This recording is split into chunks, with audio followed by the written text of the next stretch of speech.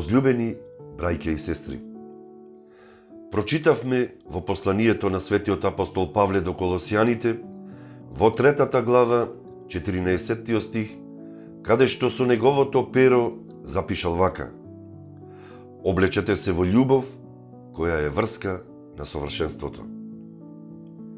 Драги браќа и сестри, почитувани пријатели, да се запрашаме што за нас представува љубовта. Низ целиот свет постојат изреки како би ја дефинирале вредноста на вистинската љубов. Во една азиска изрека се вели: љубовта не ја бира тревката врз која ќе падне. На Филипините народот вели: љубовта е зачин на животот. Една либанска изрека гласи: љубовта ги превидува маните, а омразата ги зголемува недостатоците. Слична е и ирската изрека: љубовта ја прекрива грдоста. Велшаните велат: љубовта е посилна од џин. Норвежаните велат: она што се љуби, секогаш е убаво. Некој англичанец би можел да рече: еден пени љубов вреди колку една фунта закон. Во Шпанија постои изреката: вистинската љубов трае до смртта. А Словото Господово вели вака: Бог е љубов и оној кој пребива во љубовта, пребива во Бога и Бог во него. Драги мои, насекаде низ светот ситуацијата е хаотична, па така и овде, каде што ние денес живееме. Хаос и наплив од невредности, каде премногу често никој не се казнува за изговорената лага, а многу често луѓето се казнуваат за изговорената вистина. Така наречената woke култура, која агресивно руши и порачува дека е доволно само да се има деструктивно однесување за човек да има бројни следбеници. Доволно е само да се биде дисидент со неартикулисано однесување за некој да ве следи и да ве велича. Погледнете само кои јутјубери и инфлуенсери денес нашите деца ги следат. Знаењето и науката, кои во последниве 2 века беа ставени на пиедесталот на човековиот живот, денес станаа служители на политиката, сребролюбието и алчноста. Се губат човечките манири, вредности и норми. И така, луѓето почнаа масовно да се збунуваат. Многу добро врз себе ја почувствувавме латинската поговорка Homo homini lupus est, која значи човек на човека му е волк. Многу добро ги понесовме и бремињата во последните неколку години од разни болести, ковид пандемија, раст на канцер болестите и така сите се отуѓивме помеѓу себе. Стравот надвладеа во нашите срца, а љубовта немо посматра и оддалеку вика: тука сум. Ама никој не може да ја види, нити да ги почувствува плодовите од неа. Во земјите каде ние живееме, често вистината се одредува со мнозинството на гласови, а мнозинството гласови се одредува со јачината на интересите. Затоа има изобилие од сечии вистини, па мора длабоко да се копа за да се дојди до нив. Светот во кој ние денес живееме е преполн со дезинформации. На секој од вас е дадено да служите како судии за да ги разликувате вистината и лагата, неодамна запишал Џон Клаузер, добитникот на Нобеловата награда по физика во 2022 година, на кого за жал и денес му се забранува јавно да говори. Да, драги пријатели, тоа е светската сцена на која и ние ги трошиме своите животи и се прашуваме: што е со нас? Што е со нас христијаните кои сме крстени во името на Отецот, Синот и Светиот Дух? Во името на оној кој што ги одредува минатото, сегашноста и иднината? Што е со нас кои исповедаме вера во Христа Спасителот, кој што е Бог на секоја твар Бог на љубовта и Бог на вистината. Денес јас сакам да ви говорам само за него. Светот од секогаш е во хаос и секогаш ќе биде во хаос, зашто таков е неговиот нарав. Но ние денес да се запрашаме, што е со нас? Христос, кој што говори и делува како второ лице од троединиот Бог, со милост ни говори. Вистина ви велам, небото и земјата ќе преминат, но зборовите мои нема да преминат. Исус Христос е најубавиот и најдобриот дар кој што е даден на човештвото. Еден поет ќе запише: нема ништо подобро од тоа да се знае дека Богочовекот со своето патење ги искупил гревовите и страдањата на другите. Тоа е најдобрата морална слика на човечкиот род, која остана јасна и чиста, без обзир на сите девијации на христијаните и христијанството како такво. Тој остана столб на чистота, остана вистина и остана вечен страдалец во ликот на секој човек кој што страда и денес за правда и вистина. Може би и ќе се запрашаме кој е тој? Ако е тој таков, тогаш и јас би сакал во мојот живот да спознам таква личност. Мораме длабоко во себе да се запрашаме каков е Исус. Еден непознат автор од 19 век вака го опишал Исуса. Роден е во непознато градче како дете на селанка. Пораснал во друго место како син на столар. Не патувал повеќе од 200 километри подалеку од местото каде што е роден. Немал никаков кредибилитет, освен самиот себе. Додека бил млад, јавното мнение било свртено против него. Неговите пријатели го напуштиле во најтешкиот час од неговиот живот. Бил распнат на крст помеѓу обични разбойници. Додека умирал, фрлиле ждреб за неговата плаштеница, единственото богатство кој го поседувал на земјата. И кога умрел, од добрината на своите пријатели бил положен во тој гроб. И 20 векови дојдоја и пројдоја, а тој остана централна личност за голем дел од човечкиот род. Сите војски што некогаш марширале, сите морнарици што некогаш запловеле, сите парламенти што некогаш заседавале, сите кралеви што некогаш владееле, сплотени сите заедно не го допреа животот човечки на земјата толку силно како што тоа го направи еден и единствениот живот во Исуса Христа. За него има напишано повеќе текстови него за било кого во историјата на човечкото постоење. Секој кој што вистински од срце и од душа го спознал него, не останал ист. Никој не бил толку критичен кон оние надуените и големите и толку многу приврзан кон оние обичните и малите, како што тоа го правил Исус. Тој, кој што говорел тогаш, ни говори и денес. На оние тогаш и на нас овде. На оние далеку и на нас близу. Тој обичен назареец не научи да се биде мал, обичен, понизен, значи да се биде голем. Тој не избра влијателни луѓе за своји ученици, туку ги избра оние обичните, малите, недостојните.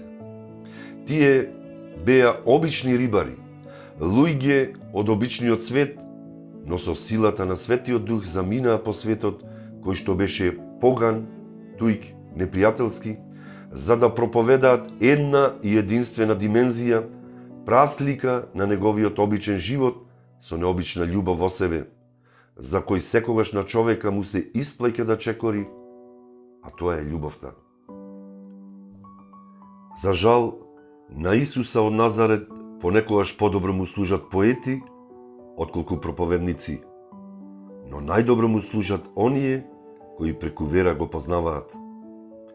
Светиот апостол Павле ни говори во писмото: Оној Павле, кој што беше и бунтовник и проповедник, евреинот со римско државјанство, фарисеот кој што се сретна со Христа на патот за Дамаск, тривдневно ослепениот и гонителот кој стана гонет заради Исуса, телесно слабиот стана силен преку својата слабост. Дури тогаш разбра кој е Исус, па затоа по Божјо допуштение ни остави запис во Светото Писание за да биде живо ни сите векови до свршетокот на светот. Неговото перо запиша дека Исус Христос сам себе се понизи, откако зеде обличие на слуга и се изедначи со луѓето и по вид се покажа како човек. Сам се смири, откако стана послушен дури до самата смрт, и тоа смрт на крст. Па затоа и Бог високо го издигна и му даде име што е над секое име, та во името на Исуса да ги преклони колената на се што е небесно, земно и подземно, и секој јазик да исповеда дека Исус Христос е Господ, за слава на Бога Отецот. Да, драги мои, тоа е оној пред кого единствено треба да ги преклониме нашите колена. Кога нему му се поклонуваме, тогаш не треба да се поклонуваме на никого друг и на ништо друго. И гледано во обратна насока, кога се клањаме на се и се што, или пак на некое друго име, освен на Христовото, тогаш ние не оддаваме чест и слава на Бога, туку на нашата неразумност. Не можеме на две страни. Исус не научи ни покажа пример дека ништо и никој не е над љубовта. Дека љубовта е врховен закон на смислата на нашето постоење и да се следи Исуса значи да се љуби, а никогаш и никому да не се суди. Дека љубовта простува, лечи, подига и твори. И кога сме во сомненија, кога не знаеме каде да одиме и кој пат да го фатиме, кога не знаеме каква одлука да донесеме, кога стоиме на раскрсницата од нашите животни патишта, одбирајќи ја љубовта, никогаш не можеме да погрешиме. Таа надвладува над раднодушноста и очајот. Таа самата е убавина во овој свет. Таа единствено може овој свет да го спаси. Како што светиот апостол Павле ни кажува, љубовта никогаш не престанува. Според неја и поради неја, Христос не поучува дека секој светец има минато и секој грешник има иднина. Тоа е неговиот завет за сите нас. Неговата нова заповед е оваа: да се љубите како што јас ве возљубив. И по тоа ќе ве познаат сите дека сте мои ученици, ако имате љубов помеѓу себе. Самиот тој не научи дека големите стварности, големите средби, големите мисли, големата божественост во човекот се случува во тишина на непознатото и многу далеку од светлата и блесокот на светот. Исус Христос можеше да оди по вода, ни кажува евангелскиот текст, но тоа го направи само еднаш, зашто тој не сака спектакли. Се роди во тело и воскресна во истото тело, тивко, далеку од сцените на светот, речиси и никој да не види. И денес тој тивко се раѓа во човековото срце, но гласно говори за да го овистини словото во овој свет. Почитувани пријатели, тој не научи, за разлика од сите филозофи од исток и од запад, кои со векови ја бараат и трагаат по вистината, пишувајќи тони книги и тони верзии, за да ја обезвистинат вистината. А тој со тивок глас ни кажува: јас сум вистината. Со други зборови, запознај ме мене и ќе запознаеш вистината. И вистината ќе те ослободи. Како што рече мудрецот, Ниедна вистина не е вредна за трудот, освен она која тежне е за љубов. Ако тој говори дека е љубов, тогаш тоа има совршена смисла. Со тоа, оние кои се сакаат себе си повеќе од вистината, стануваат негови непријатели. Јуда не е последната личност која што го предаде Исуса. И денес постојат многу јуди кои секојдневно го предаваат и го распнуваат синот човечки, вршејки неправди на неговите духовни чеда. Тој плаче и рида на неправдите кои ги нанесуваат изопачените и сатанизирани умови човечки. Возлюбени браќи и сестри, Исус Христос навистина е почеток и смисла на зборот на кој е запишано името вистина. Исус Назареецот не научи да го среќаваме во ликот на сиромашните, отфрлените, чудните од овој свет со оние кои никој не сака да разговара, ниту да се биде во нивно окружување. И со тоа ни покажа пример како христолико да љубиме и како нему да му даруваме од лебецот наш насушен и чашка студена вода, зашто им дал власт на сиромашните и бедните да бидат приматели од неговиот благослов. Тие, отфрлените, му стана амбасадори на неговото вистинско лице по целата земја. Отфрлените ни стана и наши ближни, наши мајки, татковци и брајќа. Во отфрлените тој стана препознатлив и видлив на секое место и на секој народ под сонцето. Често ни ги поставува своите 6 прашања, кои се темел на телесните и духовните плодови на љубовта. Гладен сум, жеден сум, необлечен сум, странец сум, болен сум, во затвор сум. Дали ми помогна? Драг пријателу, кога ти го направи ова последен пат? Кога некој бил гладен, жеден, необлечен, странец, болен и во затвор. Сите тие 6 зборови Божии имаат една заедничка карактеристика. Тие се сами. Па ве прашувам, кога последен пат вие помогнавте на нечија самотија? Одговорот на овие 6 Исусови прашања е овој. Се познаваме ли ние двајцата? Возлюбени, Исус не дојде во светот за да биде далеко од нас. Тој не дојде за ние да се отуѓуваме од Него. Тој дојде на оваа земја не заради себе, туку заради мене и тебе. Од Кана Галилејска започна првото чудо и трае и ден денес во сечие покаено срце, во секоја молитва, се до свршетокот на векот, поради љубовта на Исуса Христа кон целото човештво. Плачот кој се слушна од витлеемските јасли донесе радост на целиот свет. Лебот на животот и живата вода нахрани мнозина и напои многу жедни грла за од нивните утроби да протечат реки од жива вода. Драги пријатели, мнозина го нарекуваа Исуса крал, Господ, пријател, човек свикнат на жалост и страдања, филозоф, спасител, на различните луѓе различна сила, но најчесто го нарекуваа со едно име – Учител. Во Евангелијата најчесто е спомнат со името Учител. Тој и нам ни е Учител. Да се запрашаме денес, кој е тој за тебе и за мене? Тој им вети на своите ученици 3 работи.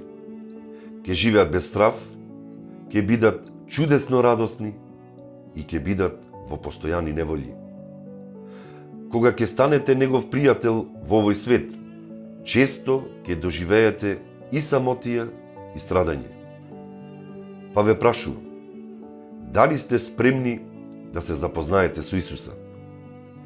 Тој проповедаше за Царството Небесно и говореше за да се променат нашите животи, како би постанале жители на тоа царство.